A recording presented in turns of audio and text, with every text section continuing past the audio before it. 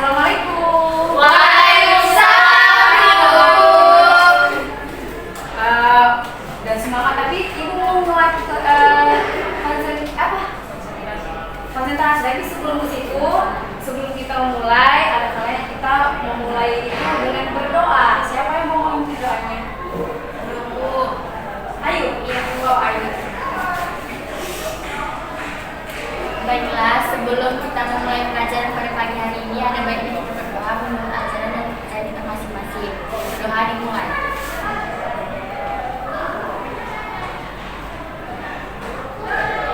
Doa selesai. Terima kasih Ayu udah memimpin doanya. Sebelum itu, ibu mau mengabsen terlebih dahulu, mana tahu kan ada yang kurang, ada yang lebih, mana tahu apa siswa yang masuk ke kelas kita yang dapat bilang-bilang gitu ya kan? Ya ibu. Ibu absen. Ayu Siriani, adikku. Halimatu Sadia, adikku. Nia Elvina, adik ibu. Rosdiana, hadir ibu. Alhamdulillah semuanya lengkap ya. Untuk melatih konsentrasi kita biar lebih fokus gitu kan, nggak ngantuk. Yang pastinya lebih semangat juga. Ya bu, berdiri lagi semuanya. Sini. Kalau ibu bilang konsentrasi kita ikut juga sih. Ya bu. Ibu bilang konsentrasi. Konsentrasi. Ya. Konsentrasi. Konsentrasi. Belum.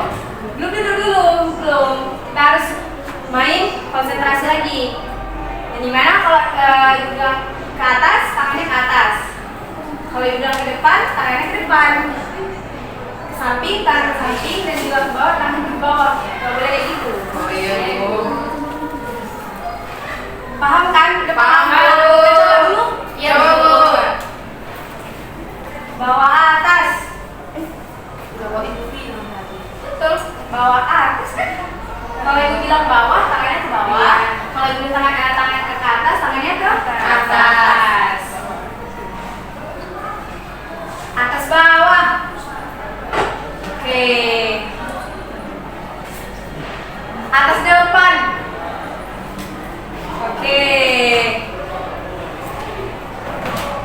Depan atas. Depan atas.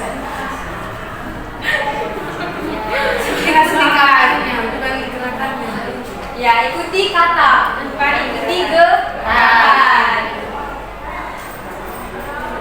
Atas bawah. Atas bawah. Atas bawah. Oke, udah. Mungkin itu aja. Boleh duduk. Mungkin itu aja speaking kita pagi ini. Semoga kaliannya selama mata pelajaran ini bisa konsentrasi ya. Iya bu. Sebelumnya tahu nggak kita mau membahas apa? Belum bu. Ada yang tahu? Tahu bu. Siapa? Saya bu. Ya Halimah Mengenai teori masuknya agama dan kebudayaan Islam di Indonesia. betul. Sini kita masuk kepada teori masuknya agama dan kebudayaan Islam di Indonesia. Kebudayaan kalian ada yang tahu nggak? Apa aja sih teori-teorinya gitu yang kalian ketahui? Kalian ketahui aja nggak usah sepenuhnya. Teori apa saja ya Halimah? Teori Persia. Teori Persia. Teori ujaran. Terus lagi? Teori Persia. Tadi juga teori makam. Ya. Teori India. Ya India, Persia, Bangladesh, semua betul, semua betul itu kan.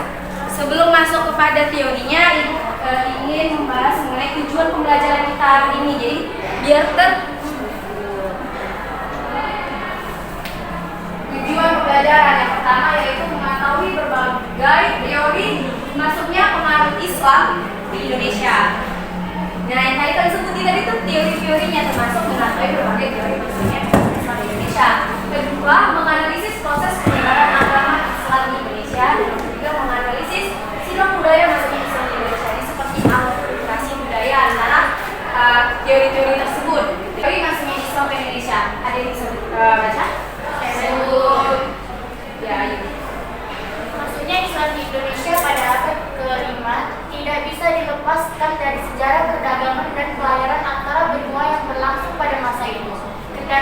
demikian, para ahli masih bersilang pendapat tentang bagaimana proses masuknya budaya dan agama Islam tersebut hingga bisa mengalahkan kebudayaan dan agama yang telah ada sebelumnya, yakni Hindu dan Buddha.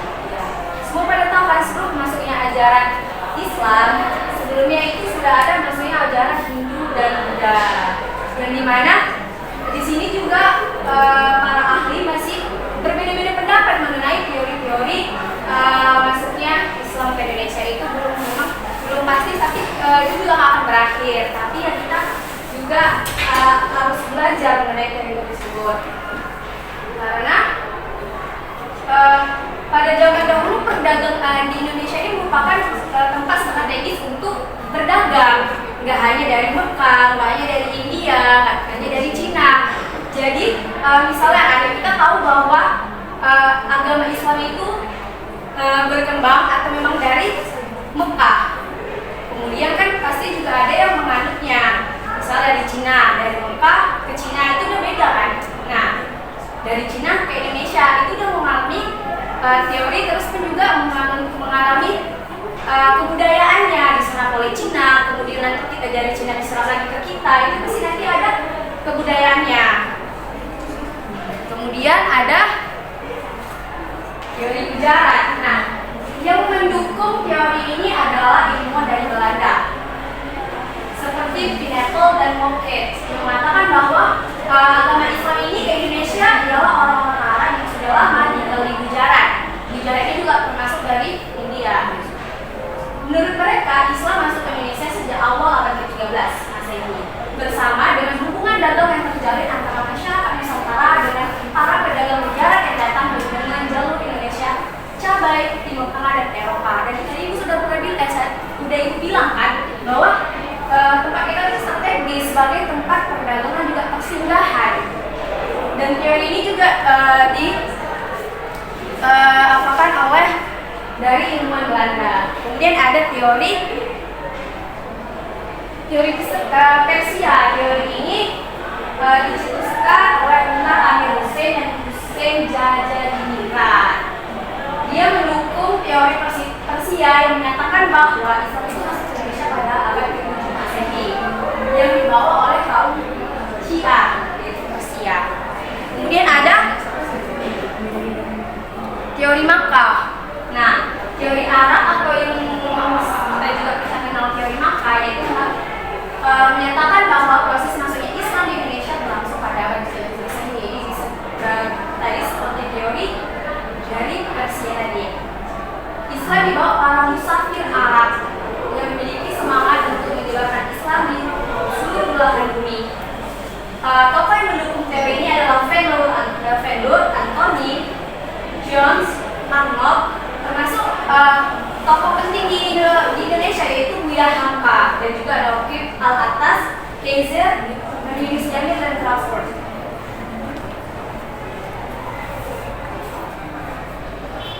Kemudian ada teori India. Ini dikemukakan oleh Thomas W. Arnold dan juga Orison. Dia mengatakan bahwa teori ini merupakan Islam datang ke Indonesia cuma melalui Coromandel dan Malabar, dan termasuk di India juga di kota-kotanya.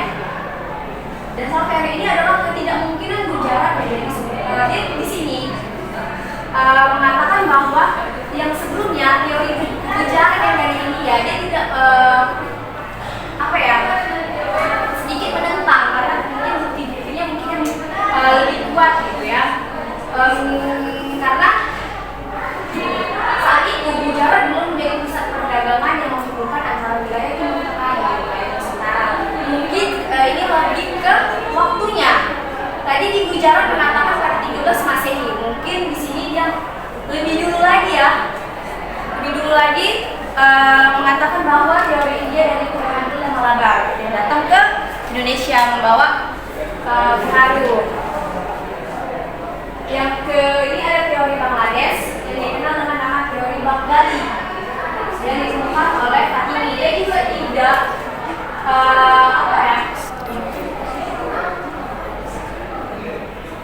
berpendapat bahwa mengaitkan seluruh batu besar. Dia juga tidak dia tidak seperti yang sebelumnya teori sebelumnya. teori Gujarat. Sama seperti tadi teori India yang Malabar, dia juga menentang. Itu masalahnya. Kemudian ada teori Cina. Nah, ini dicetuskan oleh Selamat Mulyana dan Sumanto Al-Qurtubi yang menyebutkan bahwa Islam masuk ke Indonesia karena di bawah rantau Muslim Cina yang datang ke Nusantara. Kita tahu ya, dari situs kota Cina kan banyak ya orang-orang Cina, dan mungkin dari situs kota Cina itu juga dijelaskan kan ada mengenai orang Cina yang datang ke Indonesia sebagai pusat perdagangan. Kemudian mungkin hanya itu saja sebagai pemantik dari teori masuknya ajaran Islam ke Indonesia. Di sini ibu mau membagi kalian ke dalam dua kelompok. Kalian ada 4 orang, jadi ini dibagi.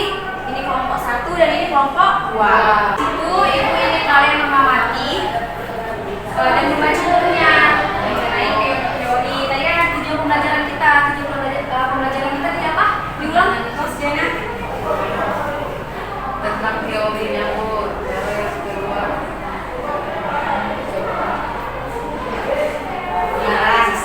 Teorinya penyebarannya, juga tadi sila budayanya. Jadi di sini ibu mau meminta kalian menganalisis dan mendiskusikan sama teman kelompok kalian untuk membahas tujuan pembelajaran kita tadi. Kemudian kalian juga ingin ya, setelah itu kalian bisa saling melempar. Baik, kemudian kalian boleh gitu dong, harus akur lah. Masa teman satu kelompok nggak akur?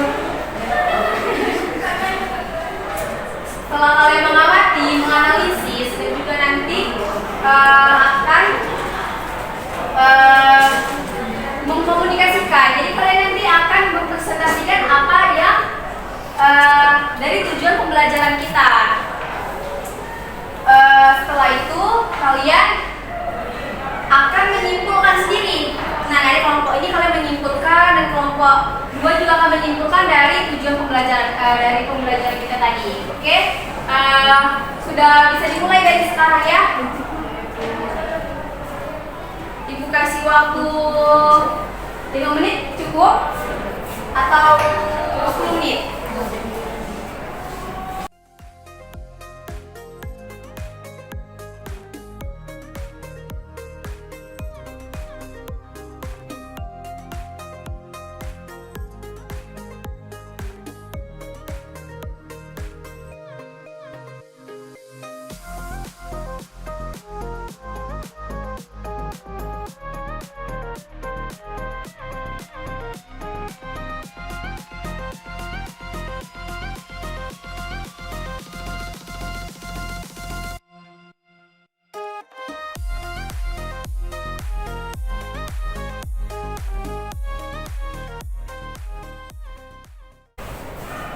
Gimana, udah selesai? Udah dong. Oke. Dari kelompok mana dulu ini?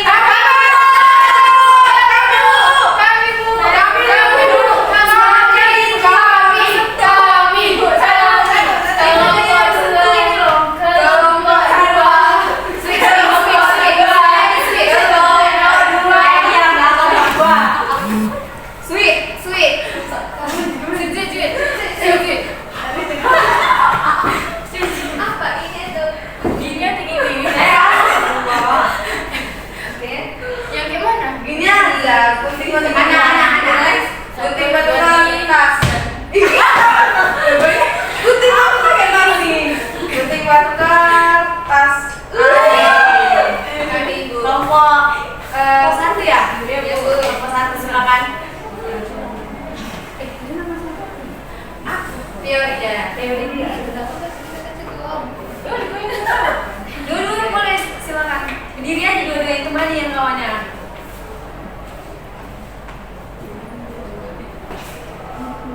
Yang pertama itu mengenai berbagai teori masuknya pengaruh Islam ke Indonesia, yaitu terdapat beberapa teori. Yang pertama yaitu teori Gujarat, yang kedua teori Persia, yang ketiga teori Makkah, keempat teori India, kelima Bangladesh, dan yang terakhir teori Cina. Yang selanjutnya yang kedua yaitu mengenai persebaran agama Islam. Ada persebaran agama Islam yaitu dari perdagangan, yang dimana kaum saudagar asing yang berdagang melalui jalur perdagangan yang kemudian menyebarkan agama Islam ke kepulauan Nusantara. Yang kedua yaitu perkawinan. Yang selanjutnya yaitu perkawinan, yang dimana banyak perdagangan asing yang muslim masuk ke Nusantara dan kemudian melakukan perkawinan dan menyebarkan agama Islam melalui perkawinan. Yang satunya dari pendidikan, kesenian, dan politik serta tasawuf. Selanjutnya pendidikan terkait proses Islamisasi ini dilakukan melalui kegiatan perdagangan, perkawinan, politik, dan melalui kesenian. Sedangkan silang budaya terjadi antara budaya Islam yang baru saja masuk dengan budaya yang telah mendominasi Indonesia sebelumnya, yaitu budaya Hindu Buddha dan nenek moyang.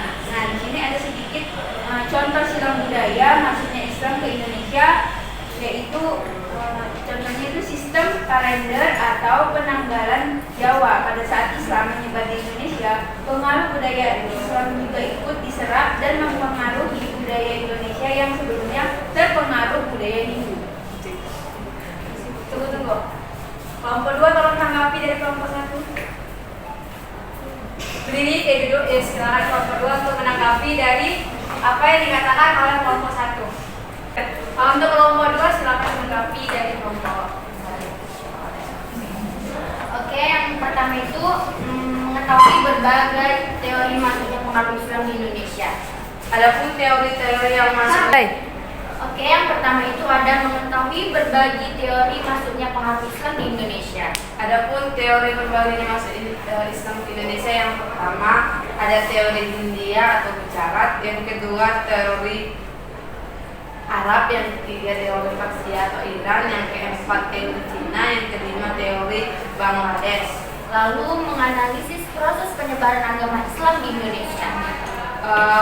Kami bahwasanya awalnya dibawakan oleh perdagangan Gujarat, lalu diikuti oleh perdagangan Arab dan Persia, sambil perdagangan mereka berlaku di seluruh Indonesia. Lalu yang ketiga itu menganalisis Islam budaya, masuknya Islam di Indonesia. Nah, pada masa saat Islam menyebar di Indonesia, pengaruh budaya Islam itu juga ikut disertai dan mempengaruhi budaya Indonesia sebelum tersebarnya pengaruh-pengaruh dari budaya Hindu. Mungkin itu saja. Terima kasih. Oke, baik. Menurut Ibu itu sudah cukup. Ada yang bisa menyimpulkan nggak dari yang tadi kedua kelompok ini? Menyimpulkan?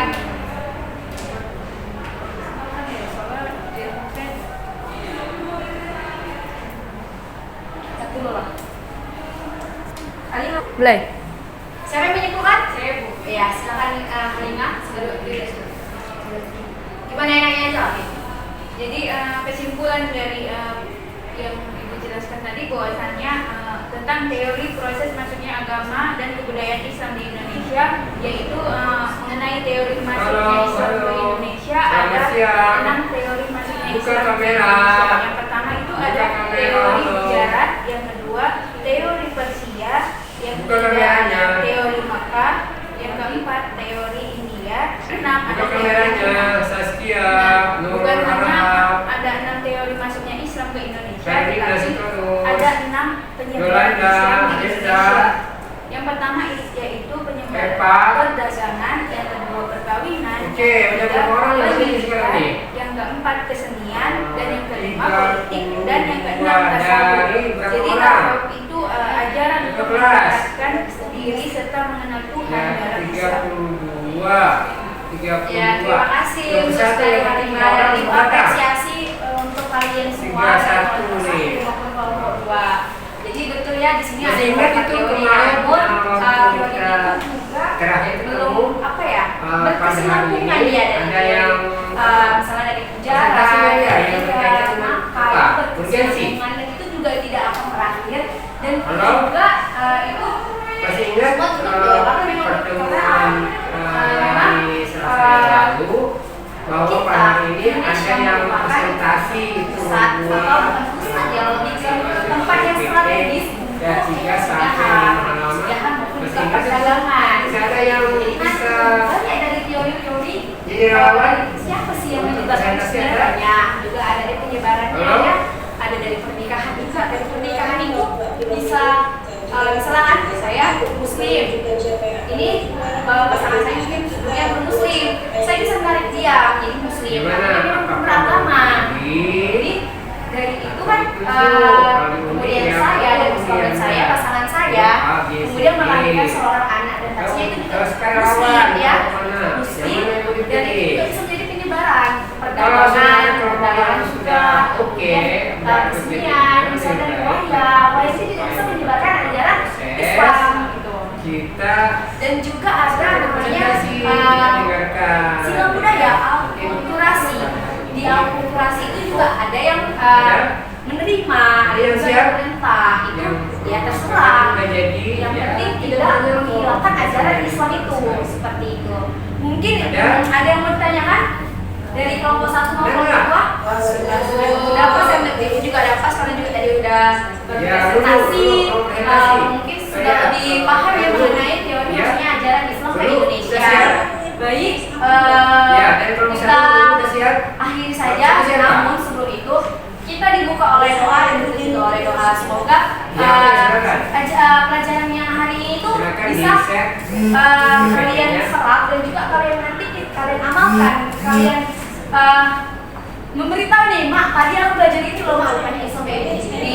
Ini itu bisa ya kan? Jadi saya memimpin doanya. ada kawannya yang bisa bantu. Udah link aja. Baik, setelah kita mengikuti pelajaran hari ini, ada baiknya kita tutup dengan doa, dengan agama dan kepercayaan kita masing-masing. Doa dimulai. Doa selesai. Baik, mungkin segini saja penyampaian materi yang Ibu jelaskan. Mohon maaf jika ada salah kata, salah perbuatan. Semoga kalian bisa maafkan. Semoga dengan Tuhan yang Maha Esa. Amin. Perkenalkan, nama saya Evi Elfridayana Sindaputar sebagai observer terhadap New Suci Amalia. Di sini saya menilai terhadap RPP, bahan ajar, PowerPoint, dan LKPD. Untuk RPP dari 11 aspek yang dinilai, terdapat satu aspek yang kurang tepat, yakni pada bagian kelengkapan instrumen evaluasi seperti soal, kunci jawaban, pedoman, dan perskoran. Dalam RPP ini terdapat soal-soal, namun tidak terdapat kunci soal di dalamnya. Untuk bahan ajar, dari 10 aspek yang dinilai, semuanya sudah berjalan dengan baik. Lalu untuk media PowerPoint, dari 13 aspek yang dinilai, terdapat satu bagian yang kurang tepat karena pada saat awal PowerPoint terdapat tulisannya kurang jelas, jadi disampaikan kurang jelas. Lalu pada bagian LKPD, dari 22 aspek yang dinilai, semuanya sudah berjalan dengan baik. Sekian yang dapat saya sampaikan. Terima kasih. Baik, di sini saya sebagai observer bernama Rini Surya Saragi. Di sini saya akan menilai dari proses pembelajaran dalam kelas dan kompetensi seorang guru, yaitu Dwi Suci Amalia, saudari Amalia. Yang pertama, di sini ada proses pembelajaran yang dimana ada 5 aspek yang dinilai, yang dimana di situ sudah cukup terpenuhi, sudah baik dikatakan pada saudari Dewi, yang dimana ia telah pertama masuk dalam kelas, ia telah membuka dengan ice breaking yang membuat siswanya tidak bosan dan pagi-pagi bahagialah kan. Terus ini untuk kompetensi guru dalam proses belajar mengajar ya sudah cukup, cumanya ada kurangnya, dia agak kurang lantang dalam berbicara kepada murid-murid dalam kelas agar lebih disegani dan didengar oleh murid-muridnya. Mungkin itu saya ucapkan terima kasih.